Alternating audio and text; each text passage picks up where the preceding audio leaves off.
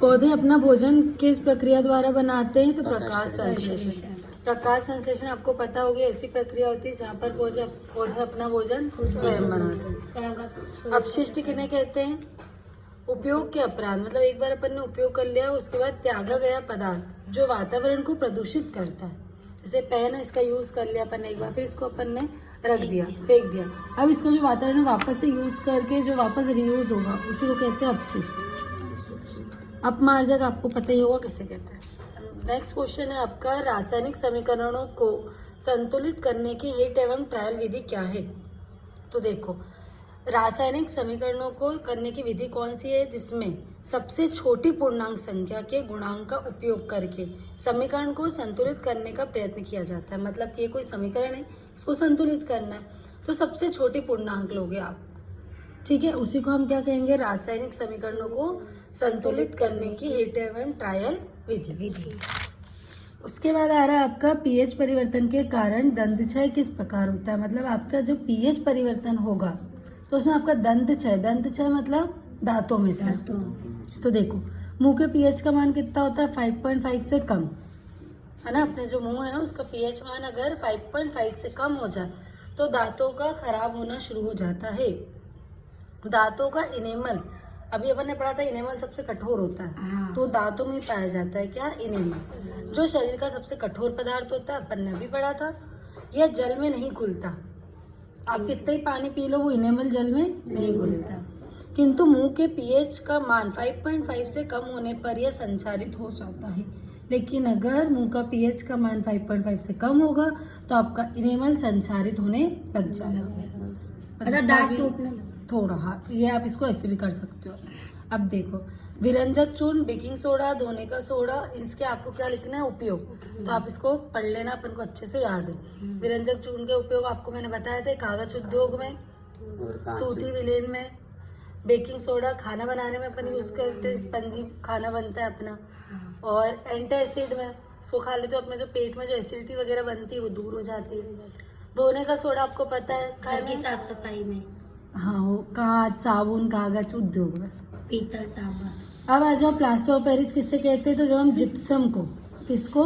Gypsum को इतने temperature पे गर्म करते, ताप पर गर्म करते तो जल के अणुओं को त्याग कर क्या बना लेता है? Plaster of Paris. मान लो ये कोई जिप्सम है, ठीक है, इसको अपन ने गर्म करा, कितने टेम्परेचर पे? 373 के। इस पे जब गर्म किया आपने तो टूट जाएगा छोटे छोटे पार्ट्स में, है ना।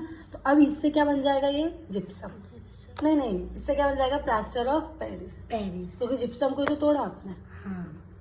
उसके बाद आ जाओ, ध्वनिक आ सकता है इस बार। ध्वनिक, तो ध्वनिक मैंने आपको बताया था, कठोर सतह से टकराने पर जो आवाज आती है उसे, वेरी गुड, उसे हम क्या कहते हैं? ध्वनिक। जैसे अब ये इसमें आवाज अलग आएगी, इस ध्वनिक, राइट।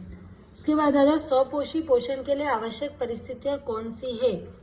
तो स्वपोषी पोषण सबसे पहले आपको पता होना चाहिए, ऐसा पोषण मतलब ऐसे क्या कहते हैं? स्वपोषी, जो अपना भोजन स्वयं बनाता है। तो इसमें आवश्यक क्या क्या बेटा? आपको कार्बन डाइऑक्साइड चाहिए, प्रकाश चाहिए, सूर्य का प्रकाश, राइट, जल चाहिए, खाद चाहिए, सब चाहिए।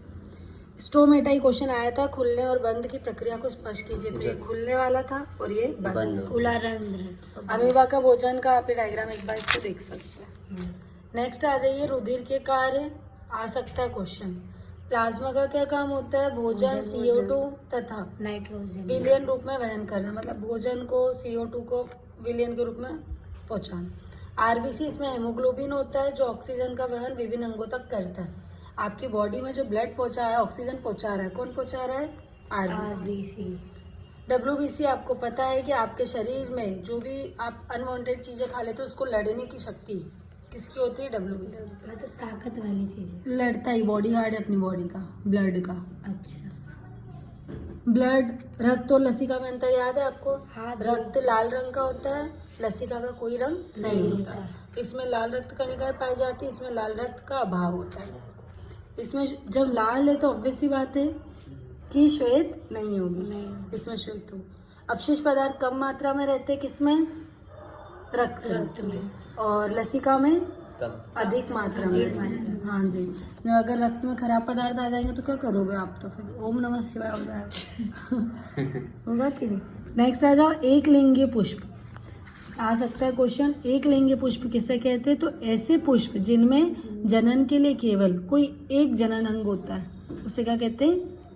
एक लिंगी पुष्प। जनन के लिए केवल एक लिंग होता है। जनन वो होते हैं ना जो रिप्रोडक्शन, जो नई जनरेशन बढ़ती है ना, उसको बोलते हैं जी।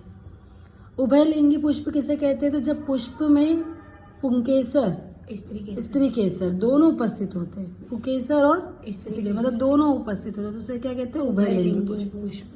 बहुखंडन तो आपको पता है कि एक से जो अधिक भागों में विभाजित हुआ है उसे बहुखंडन कहते हैं। अमीबा में द्विखंडन विधि को समझाइए। तो देखो, अमीबा में एक कीड़ा होता है। अमीबा में प्रजनन द्विखंडन विधि द्वारा होता है, जिसमें एक अमीबा जिसका प्रारंभ में साइज बढ़ता है तथा केंद्रक और कोशिका द्रव्य दो भागों में विभक्त हो जाते हैं। जैसे ये डायग्राम में बनाएं कि पहले क्या होगा, इसका साइज बढ़ेगा, फिर धीरे धीरे करके ये दो भागों में विभक्त हो जाते हैं। कौन? अमीबा। Very good. अमीबा है कौन? Very good. इसके लिए आपको क्लास 2 पढ़ना पड़ेगा। अमीबा मैंने आज अभी बताती हूँ, अभी नाम सुना है। चलो देखो, मानव के मादा जनन बताती हूँ। नामांकित चित्र, ये तो डायग्राम बनाना। ये क्वेश्चन आया था, माँ के शरीर में गर्भस्थ भ्रूण को पोषण किस प्रकार प्राप्त होता है? बहुत अच्छे से याद हो जाना चाहिए आपको। ये कैसे प्राप्त होता है? रुधिर। Very good. इसके लिए माँ के गर्भाशय की भित्ति में धसी संरचना होती है जो प्लेसेंटा कहलाती है। इससे ताकत मिलती है। माँ के पेट में जो बच्चा होता है उसको पोषण मिलता है। यह माँ से भ्रूण को क्या पहुंचाता है? ग्लूकोज, ऑक्सीजन, अन्य पदार्थ। आया था क्वेश्चन, उसे रुधिर कहते हैं। यस। नेक्स्ट है आपके पास गोलीय दर्पण के मुख्य अक्ष को परिभाषित कीजिए। तो ध्रुव और वक्रता त्रिज्या से गुजरने वाली एक सीधी रेखा क्या कहलाती है? गोलीय दर्पण के मुख्य अक्ष। गोलीय दर्पण के मुख्य अक्ष किसके बीच की बेटा? ध्रुव और वक्रता त्रिज्या। ध्रुव को परिभाषित कीजिए। तो ध्रुव आपको पता है किसे कहते हैं? गोलीय दर्पण के परावर्तक पृष्ठ को, केंद्र के दर्पण को क्या कहते हैं? ध्रुव। इसे हम किससे दर्शाते हैं? पी से। दूरदर्शी दोष आपको पता होगा, जिसमें दूर की वस्तुएं स्पष्ट दिखाई देती है परंतु नहीं दिखती। स्पष्ट। राइट।